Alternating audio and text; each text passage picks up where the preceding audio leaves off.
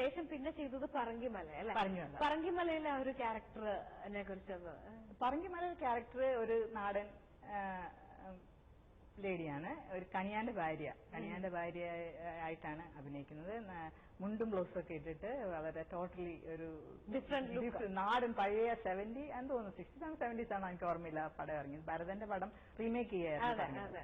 അപ്പൊ അതില് ഒരു ടോട്ടലി ഡിഫറെന്റ് മുണ്ടൊക്കെ തോർത്തൊക്കെ. ആ ഒരു ക്യാരക്ടർ എങ്ങനെയായിരുന്നു വന്നത്? അത് ആക്ച്വലി ഫേസ്ബുക്കിൽ കൂടിയാണ്. ഫേസ്ബുക്കിൽ ഒരു ഫ്രണ്ട് പറഞ്ഞിട്ടാണ് പ്രൊഡ്യൂസർ തന്നെ വന്ന് കാണുന്നത്. അപ്പൊ എന്റെ അടുത്ത് പറഞ്ഞു ഇങ്ങനെ ഒരു എനിക്ക് ഇന്ന റോള് ഗ്ലാമർ റോളെ ചെയ്യത്തുള്ളൂ. അപ്പൊ എന്റെ ഫേസ്ബുക്കിലെ പടങ്ങളെ കണ്ടിട്ടായിരിക്കും. അപ്പം ഞാൻ പറഞ്ഞു അങ്ങനെയൊന്നുമില്ല, എന്തൊരു ക്യാരക്ടർ അഭിനയിക്കാൻ എന്തെങ്കിലും ഒരു സാധ്യതയുള്ള ഒരു റോളാണ് എനിക്കിഷ്ടം, അങ്ങനെ ഒന്നുമില്ല. അപ്പം പറഞ്ഞു ഇങ്ങനെ നാടൻ ഇതാണ്, മുണ്ടും ബ്ലൗസും ആണ് ഇടുന്നത്, അങ്ങനെയൊക്കെയുള്ള ഒരു റോളാണെന്ന് പറഞ്ഞു. അപ്പം അങ്ങനെ ആകുമായിരുന്നു. അല്ല, ആ ഒരു ക്യാരക്ടർ ചെയ്യുന്ന സമയത്തുള്ള ഒരു ട്രാൻസ്ഫോർമേഷൻ, അതായത് ഇപ്പം ഒരുപാട് വർഷങ്ങളായിട്ട് US താമസിക്കുകയാണ്, ഭയങ്കര ഒരു വെസ്റ്റേൺ സൊസൈറ്റി, എൻറ്റയർലി ഡിഫറെന്റ് ആയിട്ടുള്ള ഒരു കൾച്ചറാണ്. ഇപ്പൊ ഡ്രസ്സിംഗ് സ്റ്റൈലാണെങ്കിലും ഡിഫറെന്റ് ആണ്, കണ്ടുകൊണ്ടിരിക്കുന്നത് തന്നെ വേറൊരു രീതിയാണല്ലോ. അപ്പം പെട്ടെന്ന് ഇവിടെ വന്നിട്ട് അത്തരത്തിൽ അതും 70s പോലുള്ള ഒരു കാലഘട്ടത്തിലെ അതിനെ റീമേക്ക് ചെയ്യുമ്പോൾ അത് ഉൾക്കൊള്ളാൻ എങ്ങനെയായിരുന്നു? എനിക്ക് ആക്ച്വലി ഞാൻ മേക്കപ്പ് ഒക്കെ ഇട്ട് മുണ്ടും ബ്ലൗസ് ഒക്കെ ഇട്ടിട്ട് കണ്ണാടി നോക്കിയപ്പോൾ ഞാൻ തന്നെ ഒന്ന് ഞെട്ടിപ്പോയി. ടോട്ടലി ഒരു ഡിഫറെന്റ് ലുക്ക്. എനിക്ക് ഞാൻ തന്നെയാണെന്നുള്ള ഒരു ആക്ച്വലി ഞാൻ ഫോട്ടോ എടുത്ത് ഹസ്ബൻഡ് അയച്ചതും പറഞ്ഞു അയ്യോ യു ലുക്ക് സോ ഡിഫറെന്റ്, ഇതാ എന്ത് വേഷമാണ് പുള്ളിക്ക് ആ മുണ്ടും ബ്ലൗസ് ഇട്ടിട്ടുള്ള ആ ഒരു ഇതറിയത്തില്ലല്ലോ. അപ്പം പറഞ്ഞു ഇങ്ങനെ പൂവറായിട്ടുള്ള ആൾക്കാർ ഇവിടെ ഇങ്ങനെ ഡ്രസ്. അപ്പൊ പറഞ്ഞു ഞാൻ നാട്ടിൽ വന്നിട്ട് ഇത് കണ്ടില്ലല്ലോ, മുണ്ടും ബ്ലൗസ് ഒന്നും അങ്ങനെ ആദ്യം കാണില്ലല്ലോ. അപ്പം ഇനി വരുമ്പം മുണ്ടും ബ്ലൗസ് ഇട്ടിട്ട് ആരെങ്കിലും കാണിച്ചു കൊടുക്കാന്ന് പറഞ്ഞിരിക്കുകയാണ്.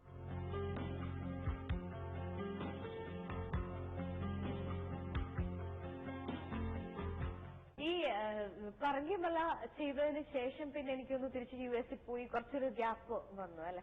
ഇതിനിടയ്ക്ക് ഒരു ഫിലിം ചെയ്തിരുന്നില്ല? പറങ്കിമല കഴിഞ്ഞ ഉടനെ ഒരു തമിഴ് പടം ചെയ്തു. തമിഴ് പടം ഞാൻ ചിരഞ്ജീവി എന്ന് പറഞ്ഞിട്ട്, അതില് ഡോക്ടറായിട്ടാണ്, ഒരു മിലിറ്ററി ഡോക്ടറായിട്ടുള്ള ഒരു സപ്പോർട്ടിംഗ് റോളാണ്.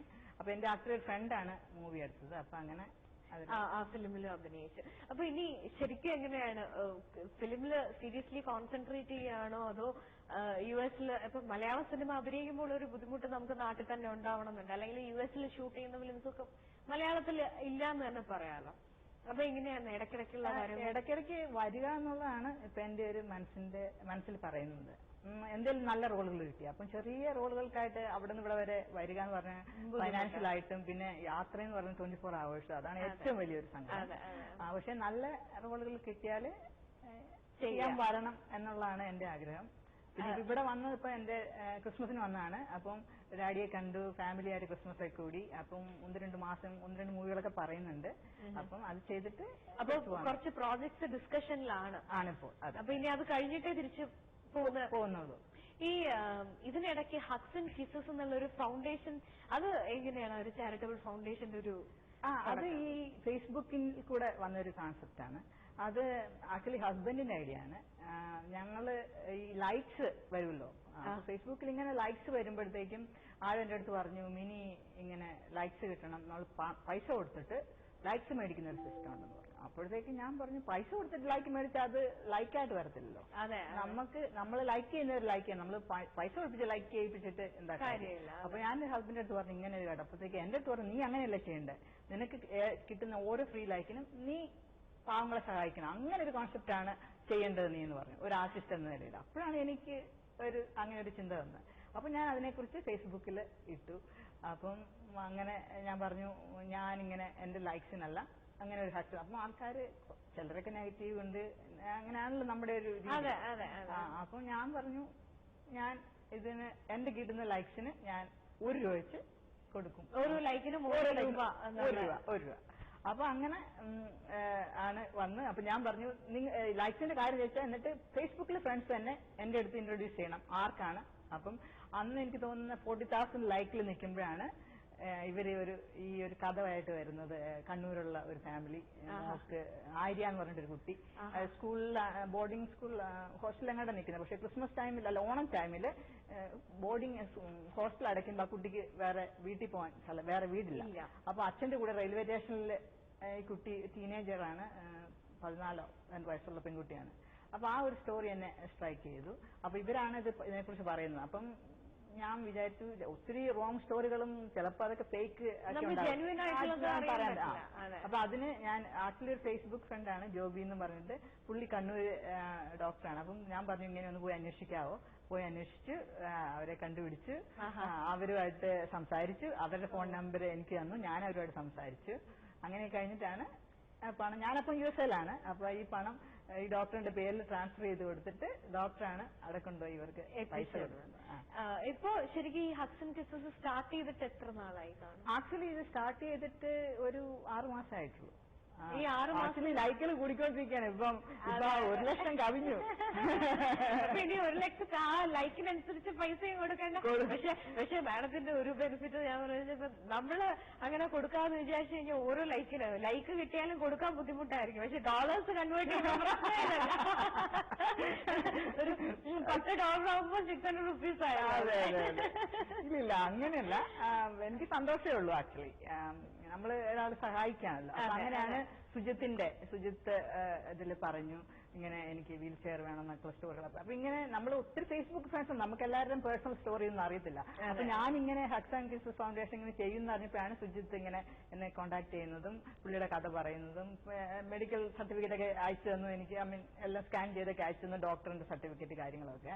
അപ്പം നമ്മളിപ്പോ ഒരാള് ഹാൻഡിക്യാപ്പ് ആണെങ്കിലും ചിലപ്പോ ഓർക്കും റിയലി ആണോ. അപ്പൊ അങ്ങനെ അപ്പൊ ഞാൻ പറഞ്ഞു ഞാൻ നാട്ടിൽ വരുന്നുണ്ട്, അപ്പൊ സുജിത്തിനെ നേരിട്ട് കാണാം. അപ്പൊ എപ്പോഴും പറയുന്ന വലിയ ആഗ്രഹമാണ് മാഡത്തെ കാണണം, പടം വരയ്ക്കും, അങ്ങനെ ഫോട്ടോസൊക്കെ ഇത് ചെയ്തു തരും എനിക്ക്. അപ്പൊ ഞാൻ പറഞ്ഞു നാട്ടിൽ വരുമ്പോ എന്തായാലും കാണാം. അപ്പൊ ഞാൻ ഓർത്ത് ഇതൊരു നല്ല അവസരമാണ്.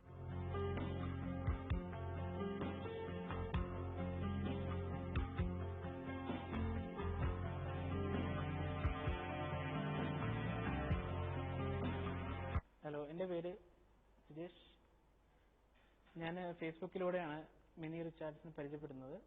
ചേച്ചിയാണ് ആദ്യമേ ഒരു മുൻകൈ എടുത്തിട്ട് ഒരു പവേർഡ് വീൽ ചെയറിന്റെ മുൻകൈ എടുത്ത് ചെയ്തു തന്നത്. ചേച്ചിക്കും ഈ ഹഗ്സ് ആൻഡ് ഫൗണ്ടേഷൻ കിക്സ് ഫൗണ്ടേഷനും വളരെയേറെ നന്ദി ഞാൻ സൂചിപ്പിക്കുന്നു. Welcome back to good morning ones. Madam, പൊതുവെ നമ്മുടെ മലയാളീസിനെ സംബന്ധിച്ച് മലയാളികളുടെ ഒരു ആറ്റിറ്റ്യൂഡ് എന്ന് പറയുന്നത്, നമ്മള് ഹിന്ദി ഫിലിംസ് കാണും, നമ്മൾ തെലുഗു കാണും, തമിഴ് കാണും, കന്നഡ കാണും, ഈവൻ ഇംഗ്ലീഷ് കാണും. ഗ്ലാമറസ് ആയിട്ട് ആര് അഭിനയിച്ചാലും അത് കാണാൻ ഇഷ്ടപ്പെടുന്നവരാണ് മലയാളീസ്.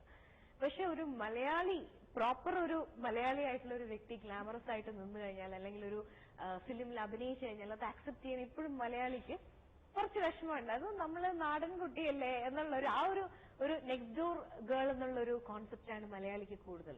അപ്പൊ ഈ പറഞ്ഞ പോലെ ഫേസ്ബുക്കിലെ ഗ്ലാമറസ് ആയിട്ടുള്ള പിക്ചേഴ്സിന് പക്ഷെ അത് പോസിറ്റീവായിട്ട് കാണുന്നവര് കാണും, അല്ലെങ്കിൽ അതിനെ വിമർശിക്കുന്നവര് കാണും, അല്ലെങ്കിൽ ഒരു പക്ഷെ അത് ഈ പറഞ്ഞ പോലെ ഒരു US കൾച്ചറിന്റെ ഒരു പാർട്ടാണ്, അല്ലെങ്കിൽ അത് വെസ്റ്റേണൈസേഷന്റെ ഒരു പാർട്ടാണ്.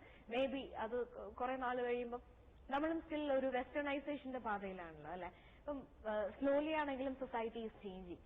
അപ്പോ ഇങ്ങനെയൊക്കെ ഇരിക്കുമ്പോഴും മാഡത്തിന് പൊതുവെ നമ്മുടെ നാട്ടിൽ നിന്ന് കിട്ടുന്ന ഒരു റെസ്പോൺസ് എങ്ങനെയാണ്? 2 തരത്തിലുണ്ട്. കുറച്ച് ആൾക്കാർക്കൊക്കെ അതൊരു കാണാൻ ഇഷ്ടമാണ്, പക്ഷെ എന്നാലും വിമർശിക്കുന്ന ഒരു ആറ്റിറ്റ്യൂഡാണ്.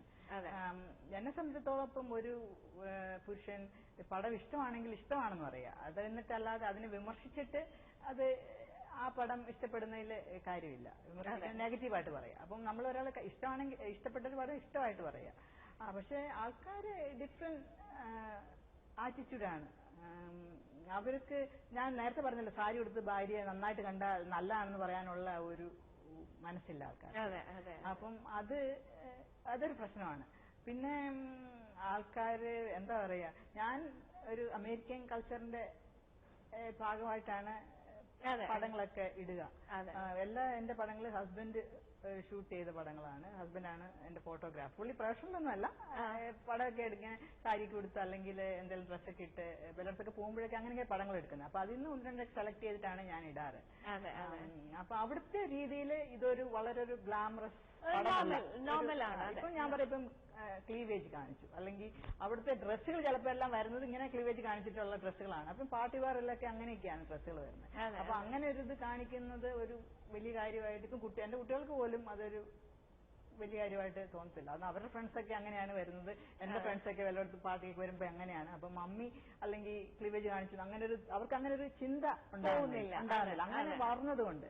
അപ്പൊ അതുകൊണ്ട് എന്റെ വീട്ടിലൊരു പ്രശ്നം ഉണ്ടാവില്ല. പക്ഷെ നാട്ടില് കുറച്ച് ബ്രദേഴ്സും അവർക്കൊക്കെ ഒരു ഞാൻ ബ്രദേഴ്സിന്റെ അടുത്ത് പറയും, നീ എന്റെ ഫേസ്ബുക്കിൽ കേറണ്ട. അല്ല, ശരിക്കും നമ്മുടെ പൊതുവെ എല്ലാ ആൾക്കാരും ജീവിക്കുന്നത് മറ്റുള്ളവരെ സാറ്റിസ്ഫൈ ചെയ്യാനാണ്. നമ്മൾ നമ്മുടെ ലൈഫ് ജീവിക്കുന്നതിനേക്കാൾ ഉപരി മറ്റുള്ളവരെ സാറ്റിസ്ഫൈ ചെയ്യാന്നുള്ളതാണ് പൊതുവെ നോക്കുന്നത്. പക്ഷെ live the life that you like എന്ന് പറയുന്നത് വലിയൊരു കാര്യമാണല്ലോ. നമ്മൾ ഇഷ്ടപ്പെടുന്ന ജീവിതം നമുക്ക് നമ്മളെ ഇഷ്ടപ്പെട്ടാലേ ബാക്കിയുള്ളവർ ഇഷ്ടപ്പെടാൻ പറ്റുള്ളൂ എന്ന് വിചാരിക്കുന്ന ഒരാളാണ് ഞാൻ. എനിക്ക് എന്നെ ഇഷ്ടമില്ലെങ്കിൽ ഞാൻ വേറെ ആളെ എങ്ങനെ ഇഷ്ടപ്പെടുന്നത്? നമ്മൾ ആദ്യം സ്വയം ഇഷ്ടപ്പെടുക. നമ്മളുടെ ഒരു എന്താ പറയുന്നത്, നമ്മുടെ ഒരു ജീവിതം, നമ്മളുടെ മോറൽസ്, നമ്മുടെ സ്നേഹം, അതൊക്കെ നമുക്ക് തന്നെ ഫീൽ ചെയ്തിട്ട് വേണം മറ്റുള്ളവരിലോട്ട് അടിച്ചേൽപ്പിക്കാനോ അല്ലെങ്കിൽ അവരെ ഇത് ചെയ്യാനോ. അപ്പൊ ആദ്യം നമുക്ക് സ്വന്തമായിട്ടൊരു ഇഷ്ടം ഉണ്ടാകണം, എന്നിട്ട് വേണം. അല്ലെ, പൊതുവെ മലയാളീസിന്റെ എനിക്ക് പൊതുവെയുള്ള ആൾക്കാരുടെ ഒരു ടെൻഡൻസി എന്ന് വെച്ചാൽ ഒരു നമ്മൾ ആരെങ്കിലും എന്തെങ്കിലും ചെയ്തു കഴിഞ്ഞാൽ അത് വിമർശിക്കും, രഹസ്യമായിട്ട് അത് ചെയ്യാൻ ഇഷ്ടപ്പെടുന്നവരുമായിരിക്കും. അപ്പൊ അതില് കാര്യമില്ല. Live the life that you like എന്നുള്ള ഒരു കോൺസെപ്റ്റുമായിട്ട് മുന്നോട്ട് പോവാന്നുള്ളതാണ്. അതെ, നമുക്കൊരു ലൈഫേ ഉള്ളൂ. നമ്മൾ ഇന്ന് ജീവിക്കുക, നമ്മുടെ ഇഷ്ടത്തിന് ജീവിക്കുക. ബാക്കിയുള്ളവരെ ഇഷ്ടപ്പെടുത്തിയിട്ട് ജീവിച്ചിട്ട് കാര്യമില്ല. അപ്പോ തീർച്ചയായിട്ടും ഇനി മുന്നോട്ടുള്ള ഒരു യാത്രയിൽ ഒരു ആർട്ടിസ്റ്റ് എന്നുള്ള രീതിയിലും ഈ പറഞ്ഞതുപോലെ അമേരിക്കയിൽ നിന്ന് വന്ന് അഭിനയിക്കാനുള്ള ബുദ്ധിമുട്ടുണ്ട്. പക്ഷെ നല്ല സ്റ്റഫുള്ള, അഭിനയിക്കാൻ പറ്റുന്ന, ഇഷ്ടപ്പെടുന്ന തരത്തിലുള്ള കുറച്ച് ക്യാരക്ടേഴ്സ് കിട്ടട്ടെ. അപ്പോൾ അത് വന്ന് ഇവിടെ സക്സസ്ഫുൾ ആയിട്ട് ചെയ്യാനുള്ള അവസരവും തീർച്ചയായിട്ടും ലഭിക്കട്ടെ.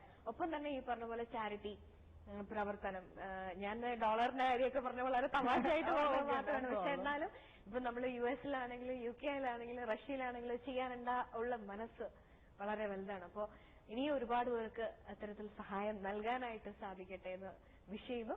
ഒപ്പം നമുക്കൊന്നും കാണാൻ പറ്റിയിട്ടില്ലെങ്കിൽ ഹസ്ബൻഡിനും കുട്ടികൾക്കൊക്കെ എല്ലാവർക്കും ഒരു നല്ല ഹാപ്പി ലൈഫ് ഇതുപോലെ തന്നെ മുന്നോട്ട് പോകാനുള്ള ഒരു നല്ല വിഷ് നേരുന്നു. Thank you so much. Thank you for having me.